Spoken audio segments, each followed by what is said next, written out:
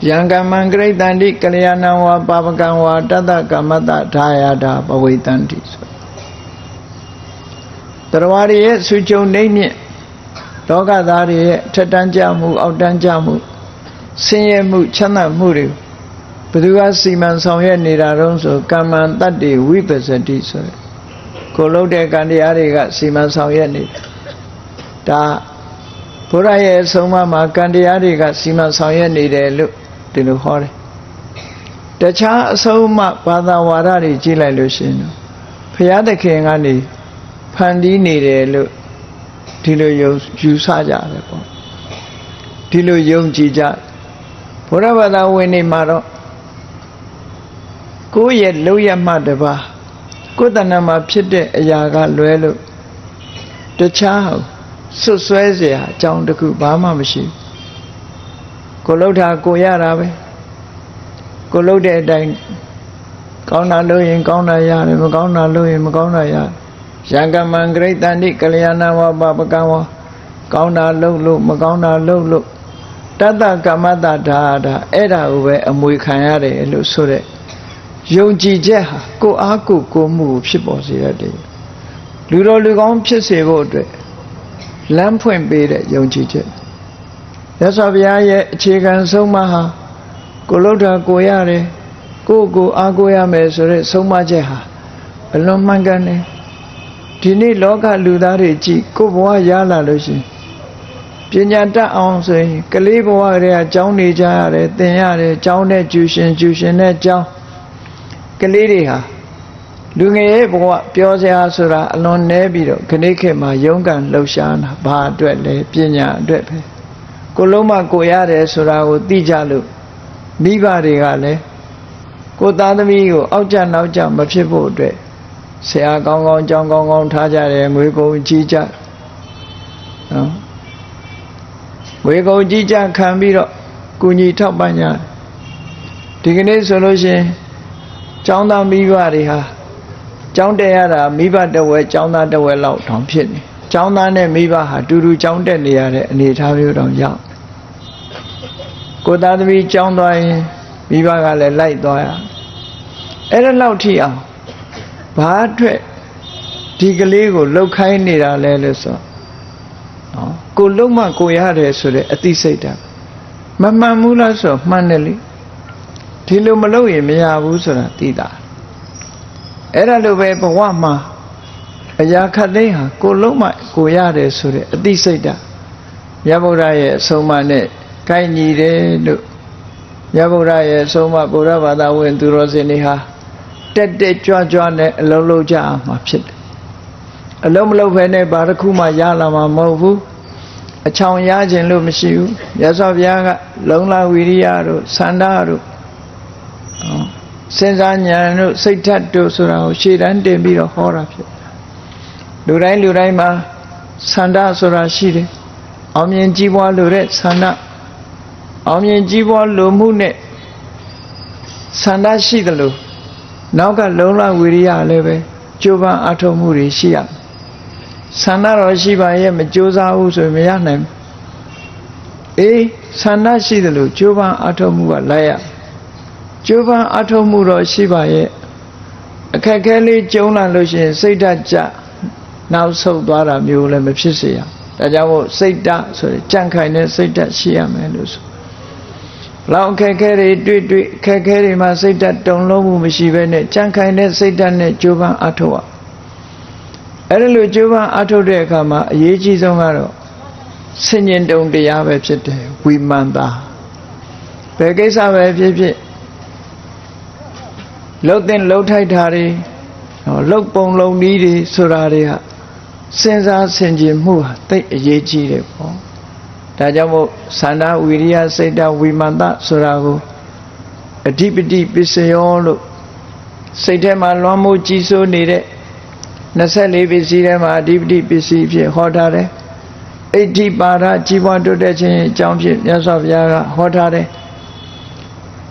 A sent me so young. Sana Wiria said that we mandado, Kutanama, 2 Kaimala on low nine so the Pokoha. အောင်မြင်ကြီးပွားမှုရဲ့အထွတ်ထိပ်ကိုရောက်နိုင်တယ်လို့ဒီလိုဟောတာဒါကြောင့်မို့ကိုလုံးရမယ့်လို့ကကိုယ့်ရဲ့ဆန္ဒကြီးပွားတိုးတက်လို့တဲ့ဆန္ဒထိုဆန္ဒအားလျော်စွာကြီးမားတဲ့လုံလထက်သန်ပြင်းပြတဲ့ဇွဲကောင်းတဲ့လုံလစိတ်ဓာတ်ကြံ့ခိုင်တဲ့စိတ်ဓာတ်အလောကိစ္စပေါ်မှာအမှားမှန်ကိုစစ်စစ်နိုင်တဲ့အသိပညာဝိမာန်တာဒါတွေနဲ့လှုပ်သွားမယ်ဆိုလို့ရှိရင်လောကလူတွေဟာကိုလိုချင်တဲ့ပန်းတိုင်ကိုမရောက်ဖဲမနေနိုင်ပါဘူးလူဘဝစီးပွားဥစ္စာတိုးတက်ဖို့လဲမြတ်စွာဘုရားကလမ်းညွှန်မှုပြုထားတယ်စီးပွားတိုးတက်ဖို့မဟုတ်ဘူးလူတော်လူကောင်းဖြစ်ဖို့ဆိုလဲမြတ်စွာဘုရားကလမ်းညွှန်ပေးထားတယ်စီးပွားတိုးတက်မှုလူတော်လူကောင်းဖြစ်မှုတဲ့ပိုလွန်တဲ့နောင်ဘဝမှာကောင်းရသူတိရောက်ချင်တယ်ဆိုရင်လေမြတ်စွာဘုရားကလမ်းညွှန်မှုပေးထားတယ်ဒါတွေမကဘူးတန်တရာထဲမှာမနေကြတော့ဘူးဟိုခြင်းနာခြင်းသိခြင်းဆိုတဲ့တန်တရာဝဆင်းရဲတွေကလွတ်ကင်းရာနိဗ္ဗာန်ချမ်းသာကိုမျက်မှောက်ပြုချင်တယ်ဆိုရင်လေမဂ္ဂင်၈ပါးအကျင့်တရားကိုကျင့်နည်းနဲ့တကွမြတ်စွာဘုရားကရှင်းလင်းဟောကြားထားတာပြည့်စုံတဲ့ဘာသာတရားအဆုံးအမတရားလောက်များပြားတယ်လဲဆိုရင်ဂဏိခေတ်မှာဘာသာတရားထဲမှာဗုဒ္ဓရဲ့အဆုံးအမအပြည့်စုံဆုံးနဲ့အကောင်းဆုံးနဲ့အများဆုံးပဲဖြစ်တယ်ပေါ့လေ့လာစရာတွေသိရှိစရာတွေအများကြီးဘာကြောင့်လဲလို့ဆိုရင်ပညာဟာအဓိကဖြစ်တာဒါကြောင့်မို့လူတော်လူကောင်းဖြစ်ဖို့ဆိုရင်မြတ်စွာဘုရားကကိုကျင့်သီလကိုကောင်းအောင်လုပ်ဖို့ကိုကျင့်သီလကောင်းလာလို့ရှိရင်စိတ်ဓာတ်တည်ငြိမ်မှုတွေကိုရစိတ်ဓာတ်တည်ငြိမ်မှုရလာရင်ထက်မြက်တဲ့အသိပညာရထက်မြက်တဲ့အသိဉာဏ်ရလာတဲ့အခါမှာစိတ်ဓာတ်ရဲ့ပြော့ညံ့မှုတွေစိတ်ဓာတ်ရဲ့ဉာဏ်ဖြင်းမှုတွေ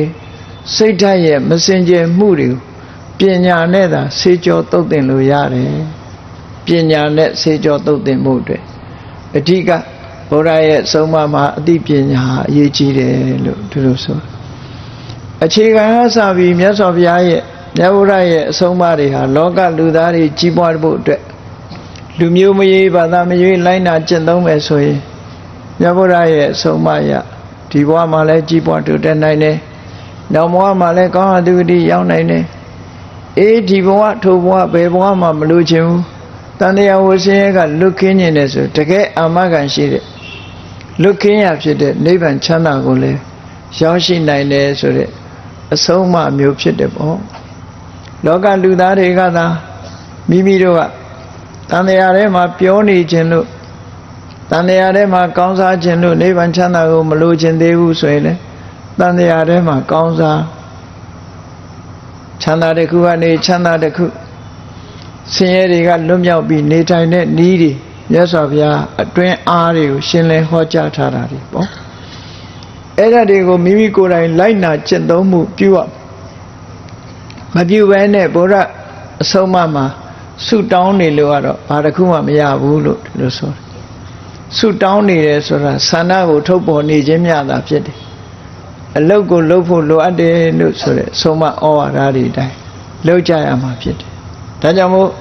အချိန်မနှောင်းမီကြိုးစားကြရမှာဘာတွေကြိုးစားရမလဲဆိုတာမြတ်ဗုဒ္ဓရဲ့အဆုံးအမတွေကထုတ်ဖော်ပြီးတော့မှတ်သားနာယူပြီးလူငယ်လူရွယ်တွေရောလူလက်ပိုင်းတွေရောလူကြီးတွေရောမြတ်ဗုဒ္ဓကိုယုံကြည်ကိုးစားကြတယ်လောကသားတွေမိမိတို့အတွက်လိုအပ်ချက်တွေကိုဖြည့်ဆည်းဖို့အချိန်မနှောင်းမီကကြိုးစားမှာဘယ်ကိစ္စပဲဖြစ်ဖြစ်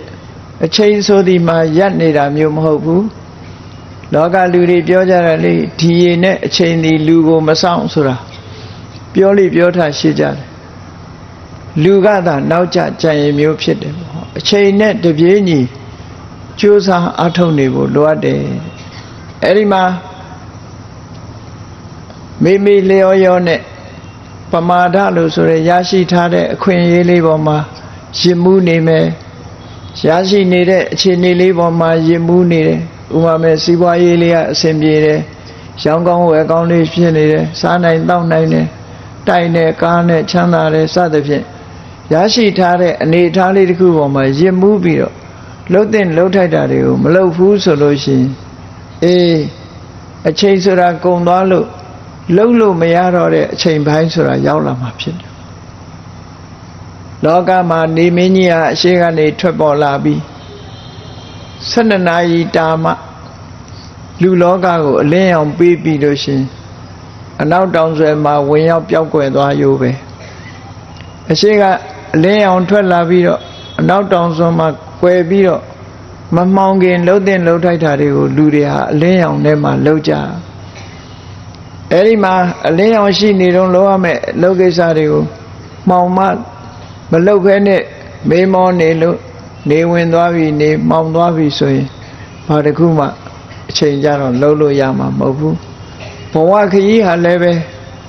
နေမင်းကြီးထွက်ပြီးတော့နေဝင်သွားသလိုကိုယ်ဘဝမှာလည်းပဲလှုပ်လို့ရတဲ့အချိန်တွေရှိသလိုလှုပ်လို့မရတော့တဲ့အချိန်ဆိုတာတနေ့ကြတော့ရောက်လာမှာဖြစ်တယ်ပေါ့အဲ့ဒီလိုရောက်လာပြီဆိုတဲ့အခါကျတော့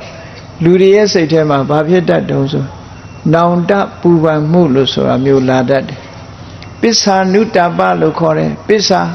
နောက်ပိုင်းမှာလှုပ်လို့ကင်လို့မရတော့ဘူးအချိန်တွေကုန်သွားပြီဆိုတဲ့အခါမှာအနုတ္တပစိတ်ထဲမှာပူတာဒီနေရာမှာမြန်မာစကားမှာနောင်တရတယ်ဆိုတာနဲ့နောင်တပူပန်တာနဲ့မတူဘူးနောင်တရတယ်ဆိုတာကိုယ်အမားကိုမြင်တာကိုနောင်တရတယ်လို့ခေါ်တယ်နောင်တပူပန်နေဆိုတာကနော်လုံမရတော့တဲ့အချိန်မှာဘယ်လို့မှမတတ်နိုင်တော့စိတ်ဆင်းရဲပြီးတော့နေတာကိုနောင်တပူပန်တယ်လို့ခေါ်တယ်မလုံးမိတာမှားလေခြင်းဆိုတဲ့စိတ်ဆင်းရဲနေမှုကိုနောင်တပူပန်အဲ့ဒီနောင်တပူပန်မှုမျိုးတွေကိုမဖြစ်ရအောင်လို့ဆိုပြီးတော့မြတ်စွာဘုရားဟာကျင့်ရင်ဆုံးမခဲ့တာဖြစ်တယ်အဲ့ဒီနောင်တပူပန်မှုကိုဖြစ်စေတတ်တဲ့အရာတွေဟာမြောင်များစွာရှိတဲ့ထင်မယ်လောကလူသားတွေနဲ့သက်ဆိုင်တာလေးကို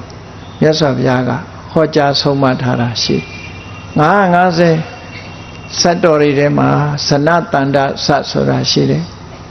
ခါရပေါင်း12ပုဒ်ပါလို့ဒွါရတကနိဗ္ဗတ်950တဲ့ထဲမှာ460နဲ့80ဇတ်မြောက်မှာမြတ်စွာဘုရားက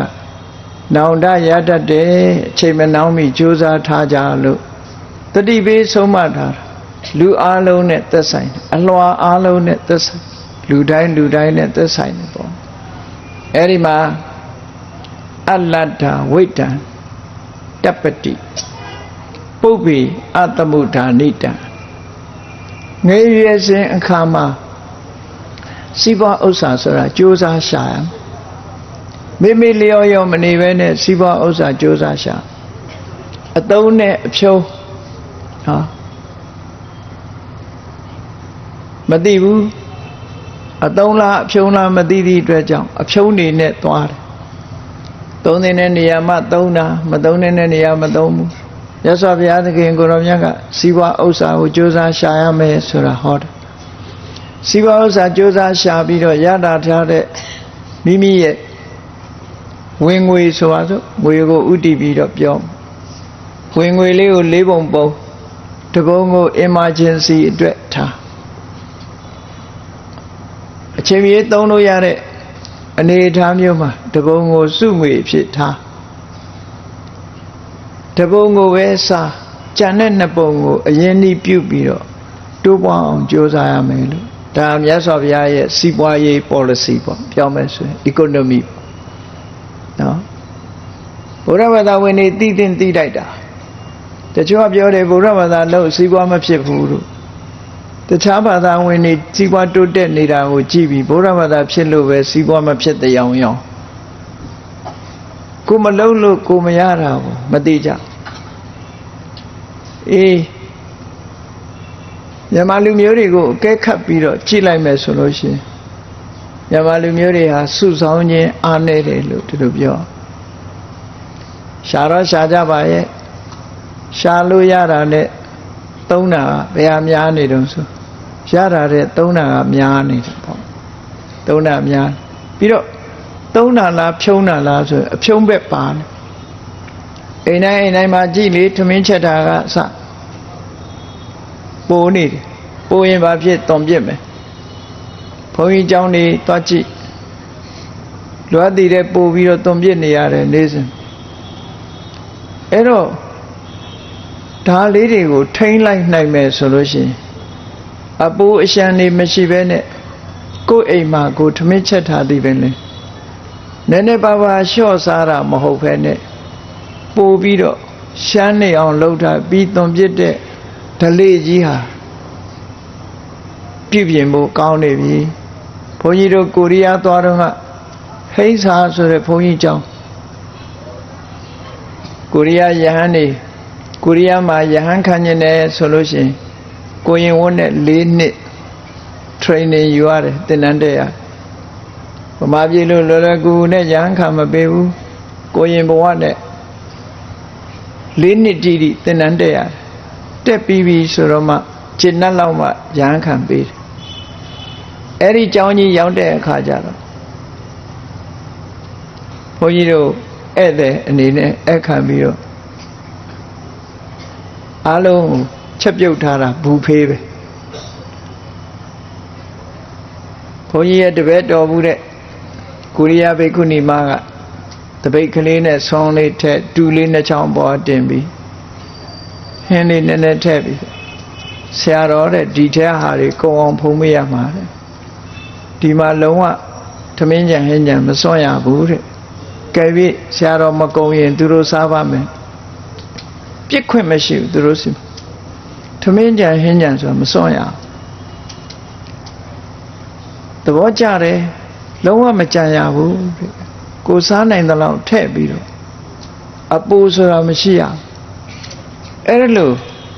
စီကံစနစ်တွေနဲ့လုပ်တဲ့အခါကျတော့အပူကုန်ကြတာမျိုးမရှိတော့ဘူးပေါ့ပူကုန်ကြမှုမရှိဘူးလူလဲဝါဝါလဲစားသေးတယ်ကုန်ကြမှုတွေမရှိအဲ့တော့အဖြုံးဆိုတာအမှန်တမ်းနဲ့အသုံးပဲရှိတယ်အဖြုံးမရှိစေရညမလူငယ်လူရွယ်တွေမေးကြည့်လိုက်တလောကလူငယ်တယောက်လာတော့မေးကြည့်တယ်မင်းလာကခုအလုပ်ရပလားရပြီလာကဘယ်လောက်ရ6000ရငကိုယ်တော့မရခင်တော့ရောမရခင်တော့ကတော့ဘာမှမရှိဘူးဒီလိုစားခု6000ရတော့ဘယ်လောက်စုမိတော့6000လည်းကုန်တာမရခင်တော့လည်းဒီလိုနေတာပဲရတော့လဲသူ့မှာ6000ကဘာမှဟိုရင်ဖြစ်ကုန်သွားပြန်တပြားမှမစုမိဘူးနောက်လှည့်ကြည့်နောက်စီပဲကြံအဲ့ဒီလိုတွေစုဆောင်မှုတွေအလွန်အားနည်းသည့်အတွက်ကြောင့်မြန်မာလူမျိုးတွေဆင်းရဲနေတာတချို့ကပြောကြသေးတယ်ဗမာပြည်မှာဒါနတွေကောင်းရင်တန်းနဲ့ဘာလို့ဆင်းရဲနေကြတာတော့ဆိုအတုံးနဲ့အဖြုံမသိလို့ဆင်းရဲနေကြတာလှုပ်တဲ့လှုပ်ထိုက်တာတွေ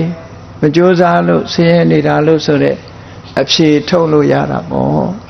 ဒါကြောင့်မို့မြတ်စွာဘုရားကဟောတယ်အလတ္ထာဝိတ္တံတပ္ပတိပုပ္ပေအာတမှုဌာနိတံငယ်စဉ်အခါမှာကြိုးစားရမယ်ရှာဖွေရမယ်စုဆောင်းရမယ်နပုပ္ပေဒနမေသိတံအသက်ရကြီးလာတဲ့အခါမရှာနိုင်တော့ဘူးလူဆိုတာကျမ်းမာနေတော့သာလှုပ်လို့ရတာမကျမ်းမာတဲ့အခါမှာအလုံးမလုံးနိုင်တော့မလုံးနိုင်တဲ့အခါနပုဏ္ဏနပုပ္ပေဒနမေသိတံမရှာနိုင်တော့ဘူးဆိုတဲ့အခါကျတော့ဣတိပစ္ဆာနုတ္တပတိငါငယ်တော့ကစုဆောင်းထားတာမရှိတက်ကြီးလာတော့အလောက်ကလည်းမလုံးနိုင်ငွေကြေးဒနာကလည်းမရှိဆိုတော့ဘာသွားလုံးတော့မလဲအဲ့ဒီအချိန်မှာဆင်းရဲဒုက္ခရောက်တတ်တယ်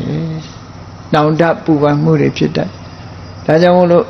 လူဝါရလာလို့ရှိရင်ကိုယ့်ကိုယ်ကြိုးစားအထုတ်ပြီးတော့မြတ်စွာဘုရားရဲ့အဆုံးအမတိုင်းစုဆောင်းငွေဆိုတာထားရမယ်နော်မြတ်တအောင်သုံးဆွဲရမယ်ဥဒ္ဌာဏတမ္မရာအာရခတမ္မရာသမဇီဝိတာလို့မြတ်စွာဘုရားဟောထားတဲ့အချက်တွေအတိုင်းလိုက်နာကျင့်သုံးမယ်ကြိုးစားတယ်နော်ကြိုးစားတယ်အလေအလွတ်မရှိအောင်ထိမ့်သိမ့်တယ်ဝင်ငွေထက်ငွေမြတ်တအောင်သုံးဆွဲတယ်ဆိုလို့ရှိရင်တထေးကြီးမဖြစ်တော့မဆင်းရဲဘူးပေါ့အဲ့ဒါလို့မလုပ်ဘူးဆိုလို့ရှိရင်တော့ဆင်းရဲဒုက္ခရောက်နိုင်တယ်တဲ့နံပါတ်1စီးပွားဥစ္စာငယ်စဉ်ကကြိုးစားရှာရမယ်ဒီလိုဆိုတာဟောနောက်တစ်ခုကဘာတော့တัจจရူပံပုရိတန္တံမယာသိပ္ပံနသိခိတံငယ်ငယ်တော့ကတော့ပျော်လို့ပါလို့ စာသင်ရမှာပြင်းတယ်ကျောင်းတက်ရမှာပြင်းတယ်အဲ့ဒါလို့တကယ်ချင်းပေါင်းတဲ့နေနဲ့ဟေးလာဝါလာနဲ့အချိန်ကုန်သင်ရမယ့်ဘာသာရပ်တွေတေချာမသိကြည့်လိုက်ရင်ကိုယ်မှဘာမှမေရတတ်တာမရှိပညာသူများတွေကပညာတွေတတ်လို့အလုပ်တွေရသွားကိုယ်မှနောက်လဲကြည့်နောက်စီဘာဘွဲမှလည်းမရှိအလုံးလျှောက်လည်းမရဆိုတဲ့အနေအထားမျိုးတွေဖြစ်လာငယ်တုန်းကပညာမသင်ခဲ့လို့ပြောတော့ပြောကြပါတယ်ပညာမရှိသူဤဝန်ထမ်းနဲ့နော်ပညာရွှေအိုးလူမခိုးဆိုပြီးတော့ပညာသင်မှုအတွက်အများကြီးတိုက်တွန်းပြီးတော့ပြောကြအကယ်၍မသင်ဘူးပညာမတတ်ဘူးဆိုရင်ဘာဖြစ်ကိစ္စဝုဒ္ဓိအသိပ္ပတ္တတတ်ပညာမတတ်တဲ့ပုဂ္ဂိုလ်ဟာအသက်မွေးဖို့ရခက်ခဲတယ်ပညာတတ်တဲ့ပုဂ္ဂိုလ်ကြတော့မိမိပညာစွမ်းအားနဲ့အသက်မွေးဖို့ရလွယ်တယ်ပေါ့နောက်တစ်ခေတ်မှာဆိုလို့ရှိရင်ကြည့်စီးပွားရေးအခွင့်အလမ်းတွေပွင့်လာတဲ့အခါမှာပညာရှိတဲ့ပုဂ္ဂိုလ်တွေယာရုကောင်းကောင်းအလောက်အကိုင်းတတ်တဲ့ပုဂ္ဂိုလ်တွေကိုယာရုကောင်းကောင်းပေးလကကောင်းကောင်းပေးနိုင်ငံခြားတိုင်းပြည်တွေမှာအဲ့တိုင်းအမေရိကမှာမြန်မာလူမျိုးနဲ့အမေရိကန်ရောက်နေတဲ့မြန်မာတကာကြီးတယောက်သူနေရာပြောင်းပြီးတော့အလုပ်လုပ်တဲ့အခါမှာသူကအကောင့်တက်လုပ်တာအကောင့်တက်ဆိုတော့အမေရိကန်လူမျိုးတွေနဲ့ရှင်ပြိုင်ပြီးတော့စာမွေးဖြေရတယ်လူအစိတ်စာမွေးဖြေတယ်တဲ့သူဖြေတော့ကုမ္ပဏီတစ်ခုရဲ့စာမွေးတစ်ခုဖြေလိုက်တယ်သူကအရွေးခံရတယ်နံပါတ်1ရပြီဟောအမေရိကန်လူမျိုးတွေကိုမရွေးဘူးမြန်မာလူမျိုးကရသွားတယ်ဘာဖြစ်လို့လဲဆိုသူစူးစမ်းလို့ပညာတတ်တယ်ပညာတတ်သည့်အတွက်ကြောင့်ဟိုကုမ္ပဏီကခေါ်ဒီကုမ္ပဏီကခေါ်သူ့မှာအလုပ်ရဖို့မခဲရင်တော့ဘူးဟောအလုပ်ပညာမတတ်ဘူးဆိုရင်ကိစ္စဝုဒ္ဓိအသိပ္ပတ္တတဲ့ပညာမတတ်ဘူးဆိုရင်အသက်မွေးဖို့ခက်ခဲတယ်တဲ့ဒါကြောင့်မို့ငယ်စဉ်ကပညာသင်ကြားရမယ်အချိန်မနှောင်းမီဒါကြိုးစားရပညာဆိုဒီမှာနော်ပညာဆိုဒီမှာအမျိုးစုံရှိတယ်တမွေးဝမ်းကြောင်းပညာဆိုတာဘယ်ပညာဖြစ်ဖြစ်တတ်ကြိုးစားတယ်နောက်ဆုံးမှာကားရည်ဆေးတာလည်းပညာပဲကားဆေးတုပ်တာလည်းပညာပဲဟောကားပညာစပိန်ပညာမော်တော်ဆိုင်ဒါတွေပညာတွေကြီးပဲအကုန်ဘယ်ပညာပဲတတ်ကိုနဲ့တက်နေရတဲ့ပညာရက်တွေကိုကြိုးစားအားထုတ်ပြီးတော့သင်ကြရနိုင်ငံခြားလူတွေပြောသလို I do my best ငါအလုပ်ကိုငါအကောင်းဆုံးဖြစ်အောင်လုပ်အကောင်းဆုံးဖြစ်အောင်လုပ်လို့ရှိရင်ဒီပုဂ္ဂိုလ်ဟာအသက်မွေးဝမ်းကြောင်းအတွက်လွယ်တယ်လို့ဒီလိုဆိုတာပေါ့။ဟောနောက်တစ်ခုကလှုပ်တဲ့နာတွေကြီးပဲမှတ်လို့မရဘူး။မလှုပ်တဲ့နာကိုလည်းမလှုပ်ဖဲနေဖို့လိုအပ်တယ်ပေါ့။ကုတဝေဒီပုရေအာသိမ်ပိတုနောပိဋ္ဌိမန္တိကောသန္ဒောသဖရုသောသာပိဣတိပိစ္ဆာနုတ္တပတိဒီချိန်တစ်ခါတော့ကိုကယာဓုတွေရတယ်နော်ယာဓုတွေရှိတယ်ကိုရောက်လာတဲ့နေရာတွေမှာကိုကအကြီးအကဲဖြစ်လာတယ်ဆိုတဲ့အခါမှာတဲ့နော်ကောက်ကျစ်ဆင်းလဲတဲ့စိတ်ဓာတ်တွေနဲ့အများပေါ်မှာအနိုင်ကျင့်တာတို့ကြမ်းကြုတ်တာတို့နော်တူနဲ့တူမတက်အောင်ခုံးတိုက်တာတို့နောက်ွယ်ကနေပြီးတော့သူများရဲ့ကြောကုန်းခွာစားတာတို့လာစားတာတွေတို့အဲ့ဒီလိုဟာမျိုးတွေလုတ်ပြီးနောက်ဆုံးမှာဘဝအဆုံးသတ်တော့မယ်ဆိုတဲ့အခါကျတော့ငါလုတ်ခဲ့တာတွေတခုမှမဟုတ်ပါလားပြန်တွေးတဲ့အခါမလုတ်တဲ့နာတွေလုတ်လို့ရှိရင်လဲနောင်တပူပန်တတ်တယ်ဒါကြောင့်မို့အချိန်မနှောင်းမီမလုတ်တဲ့နာတွေလည်းမလုတ်နဲ့လို့ဒီလိုဆိုလို့တယ်ပေါ့လှုပ်တဲ့နာကိုလည်းလှုပ်ရမယ်မလှုပ်တဲ့နာကိုလည်းပဲအချိန်မနှောင်းမီမလှုပ်ဖဲနေဖို့လိုအပ်တယ်တဲ့ပါဏာတိပါတိပုရေအာသိမ်လှုပ်တော်စာပိအနာရိယောဘူတနာနာပစာယိတံဣတိပစ္ဆာနုတ္တပတိအေးငယ်တုန်းရွယ်တုန်းကတော့ရဲဆက်ဆက်အကောင်လောင်နေတတ်တယ်ဖြတ်တယ်နော်ကြမ်းတမ်းတယ်ရက်ဆက်တယ်အကျဉ်းတရားမဲ့တယ်ဘယ်တဲ့ဘာကိုမှအကျဉ်းတရားမထားဘူးရဲဆက်ဆက်လုပ်တယ်လောဟိတပါဠိသွေးစွန်သောလက်ရှိတယ်လို့လုံနိုင်ကိုင်းနိုင်တော့တတ်ဖြတ်ဒီလိုလုပ်ပြီးတော့ဝဝလင်းလင်းစားသုံးလား ဒီအကုသိုလ်တွေနောက်ဆုံးတေဂန်ဤတေပေါင်းတေဝရောက်လာတဲ့အခါကြလို့ရှင်တော့ငါလှုပ်တာတွေမှားကုန်ပြီရဲဆက်မလှုပ်တဲ့နာတွေကိုကြိုတင်ပြီးတော့ရှောင်ရှားရမှာမရှောင်ခဲ့သည့်အတွက်ကြောင့်တေဂန်ဤချိန်မှာနော်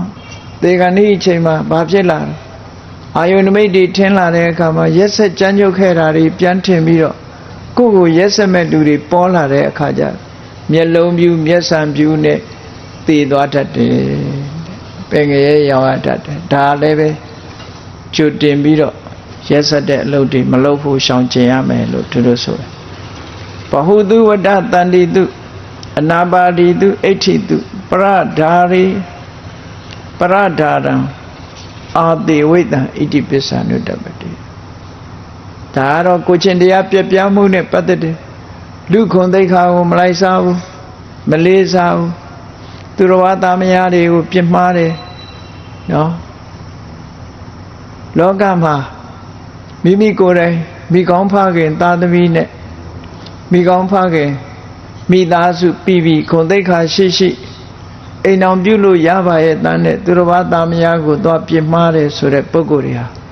နောက်တစ်ချိန်ကျတော့မစင်ပင်ဖို့ငရဲတဲ့ရောက်ပြီးဆင်းရဲဒုက္ခတွေရောက်ရတယ်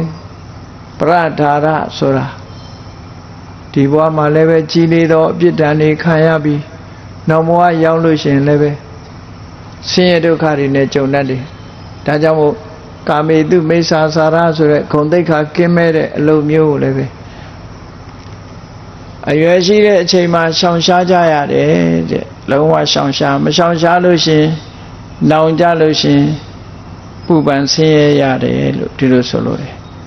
ဘဟုနိဝတ္တတန္တမိဘဟုမိဝတ္တတန္တမိအနပန္နိဥပဋ္ဌိတိ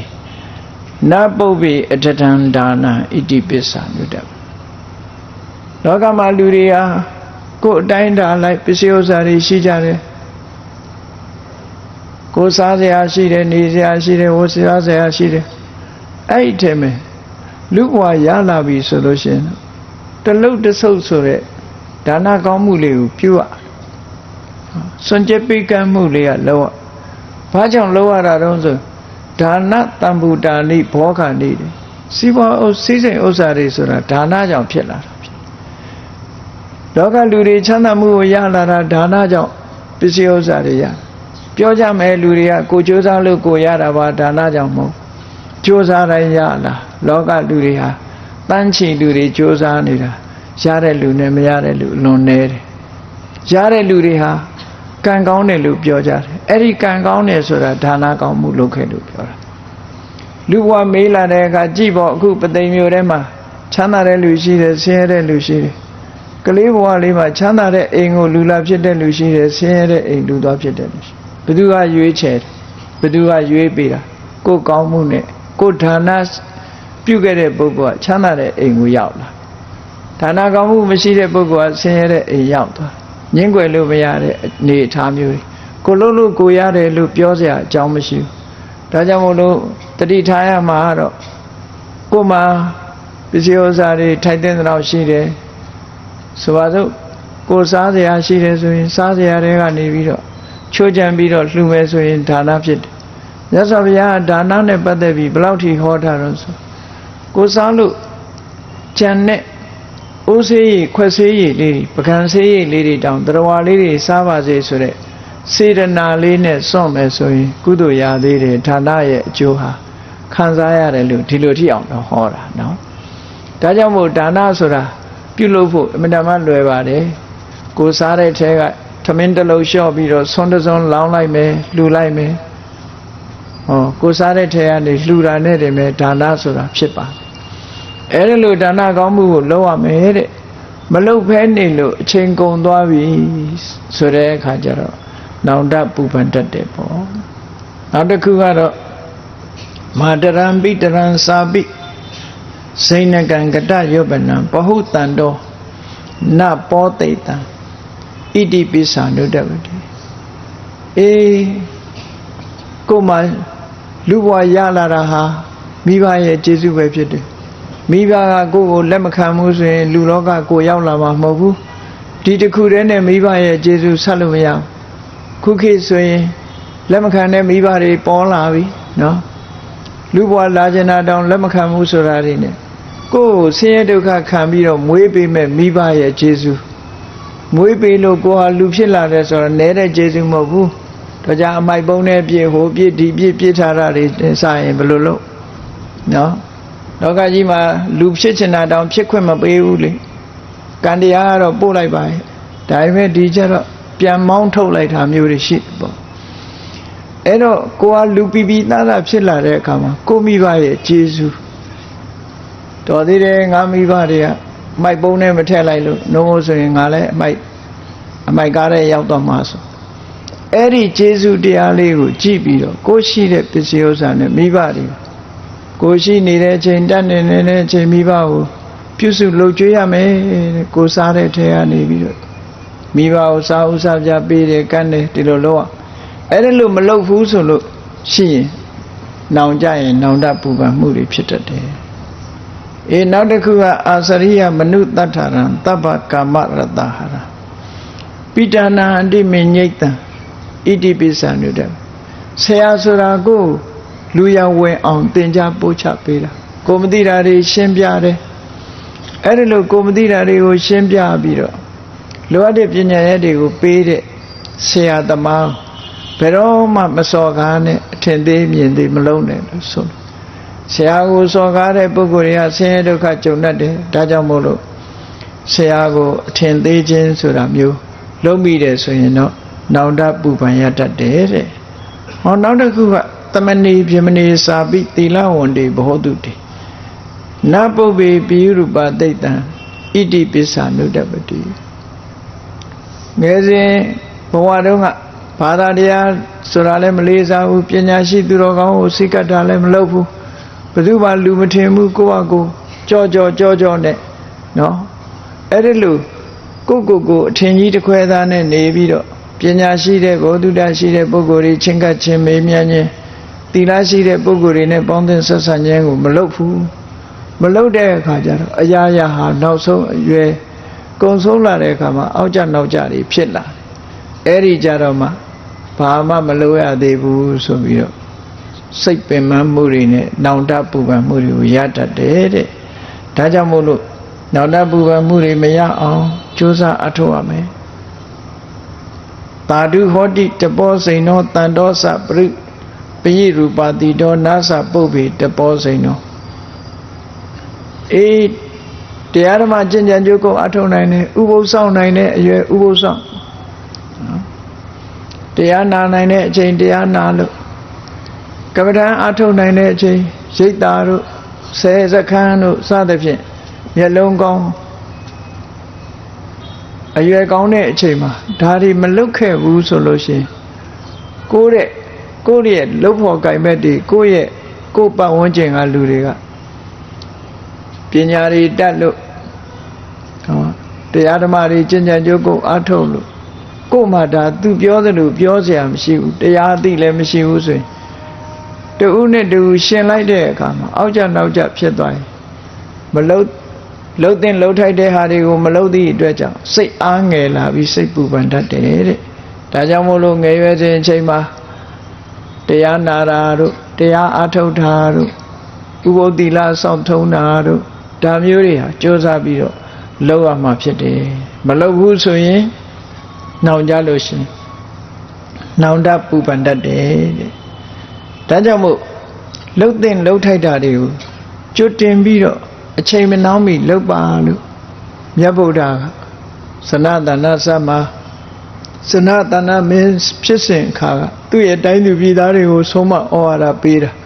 မြတ်ဗုဒ္ဓရဲ့ဆုံးမဩဝါဒဟာလေဒီအတိုင်းပဲဖြစ်တယ်ပေါ့တရားချစ်ခင်သူတော်စင်ပြိဿပေါင်းတို့မြတ်ဗုဒ္ဓကိုကိုယ်ွယ်စိတ်ကကြခြင်းသည်အသိပညာရဖို့အတွက်ကိုယ်ွယ်စိတ်ကကြခြင်းဖြစ်တယ်မြတ်စွာဘုရားတို့ကိုဘာတွေဆုံးမတယ်လဲဘာတွေမလုပ်ရဘူးလို့ဟောတယ်လဲဘာတွေလုပ်ရမယ်လို့လမ်းညွှန်မှုပြုတယ်လဲအဲ့ဒီလမ်းညွှန်မှုပြုတဲ့အတိုင်းရှောင်ရမှာကိုရှောင်မှုဆောင်ရမှာကိုဆောင်မှုဒီလိုလုံးမှသာကောင်းကျိုးချမ်းသာတွေရှားရှိနိုင်မှာဖြစ်တယ်လို့ကိုယ်စီအသိဉာဏ်တွေရပြီးမြတ်ဗုဒ္ဓရဲ့အဆုံးအမတွေရနိုင်တဲ့အချိန်မှာအဆုံးအမတရားတွေများစွာရအောင် မိမိတို့ကိုယ်တိုင်ကလိုလိုလားလားနှစ်ချိုက်ချိုက်နဲ့ဆုံးမတရားတွေများများရအောင်သုတဆိုတာစီးပူးအားထုတ်ပြီးလိုက်နာကျင့်သုံးနိုင်ကြပါစေကုန်သတည်း